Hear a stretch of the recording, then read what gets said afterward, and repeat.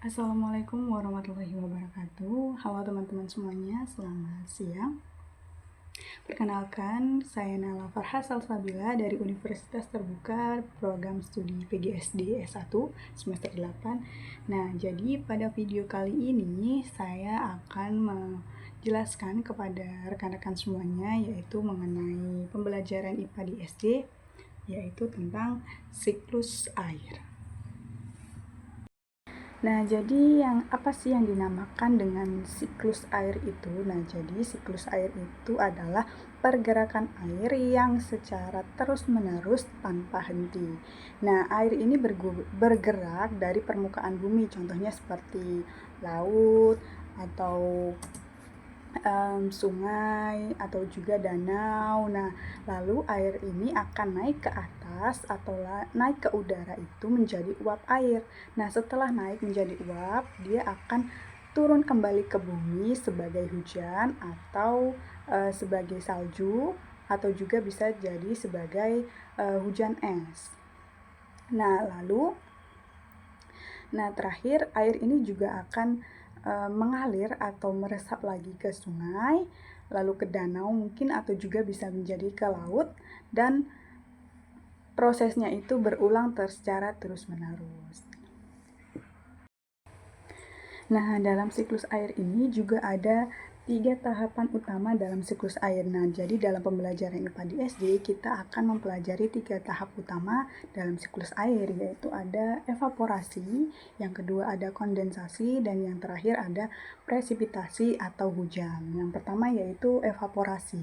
Nah, apa itu evaporasi? Jadi, evaporasi itu adalah proses dimulainya ketika panas sinar matahari menyinari permukaan air laut, sungai, ataupun danau. Nah, akibat panas itulah air yang tadinya berbentuk cair akan berubah menjadi uap air, lalu uap itu akan naik perlahan-lahan ke atas dan menuju lapisan atmosfer atau udara. Nah, selanjutnya yaitu yang kedua ada kondensasi. Nah, kondensasi ini adalah perubahan atau proses setelah uap air ini naik ke udara. Nah, suhu di sana kan menjadi dingin ya. Nah, karena dingin itulah uap air itu berubah lagi menjadi tetesan-tetesan air yang sangat kecil. Nah, tetesan-tetesan itulah lalu akan berkumpul bersama dan akhirnya membentuk gumpalan yang kita kenal sebagai awan. Lalu selanjutnya ada presipitasi. Apa sih itu presipitasi? Nah, presipitasi adalah yang biasa kita sebut sebagai hujan ya.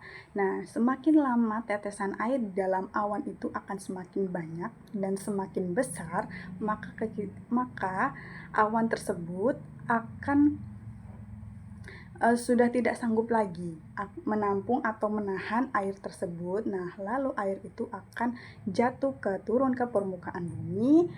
Bentuknya bisa berupa seperti yang saya jelaskan, yaitu seperti hujan atau seperti salju atau juga seperti hujan es, tergantung suhu yang ada di tempat tersebut. Misalnya nih di Indonesia ini kan suhunya tidak terlalu minus ya, dinginnya tuh tidak terlalu, jadi dia turunnya sebagai cairan atau sebagai hujan.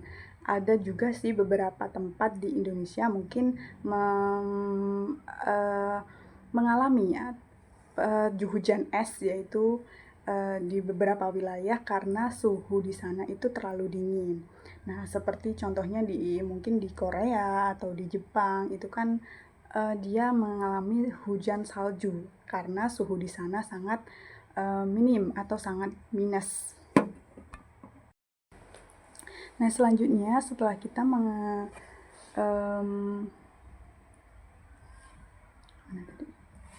selanjutnya yaitu adalah jenis siklus air. Nah, selain tahap utama dari siklus air, kita juga mempelajari mengenai jenis siklus air. Nah, jenis siklus air ini ada 3 macam. Yang pertama yaitu ada siklus pendek, lalu yang kedua ada siklus menengah, dan ketiga ada siklus panjang. Nah, siklus pendek ini Air laut menguap, membentuk awan, turun sebagai hujan di laut, dan kembali ke laut.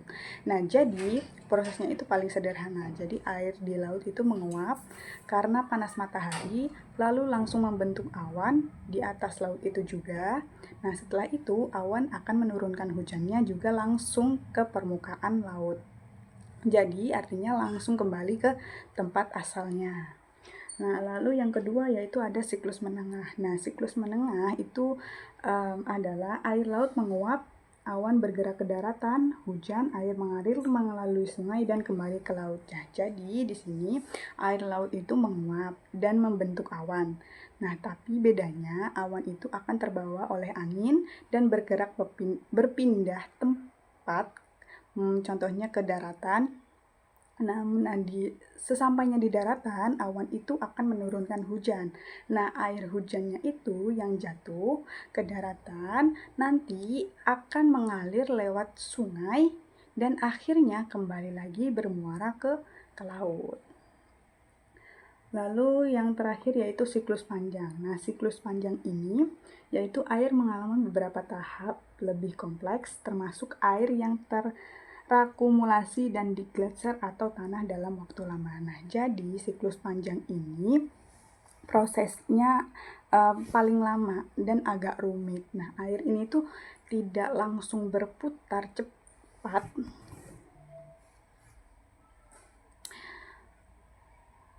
Nah, ini prosesnya paling lama dan agak rumit.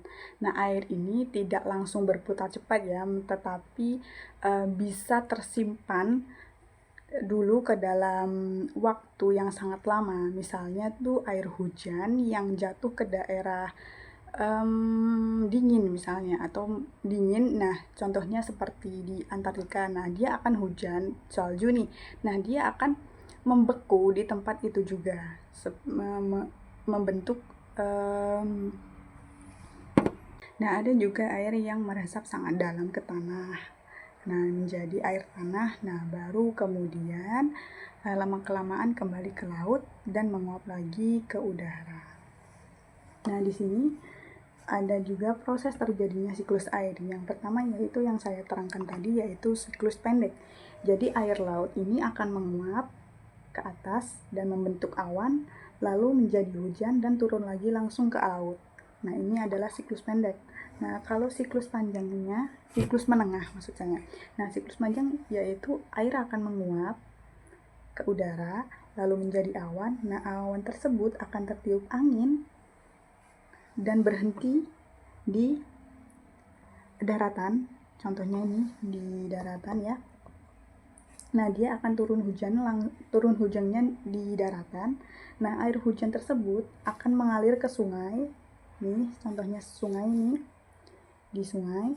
Nah, air sungai ini akan bermuara lagi, lalu kembali lagi ke laut. Nah, juga siklus panjang. Kalau siklus panjang itu yaitu air akan menguap, lalu bergeser menjadi awan, lalu awannya akan bergeser sangat jauh. Nah, dia tergantung tempatnya. Nanti kalau dia tempatnya misalnya sangat di sana minus ini, nah dia akan membeku. Contohnya di sini.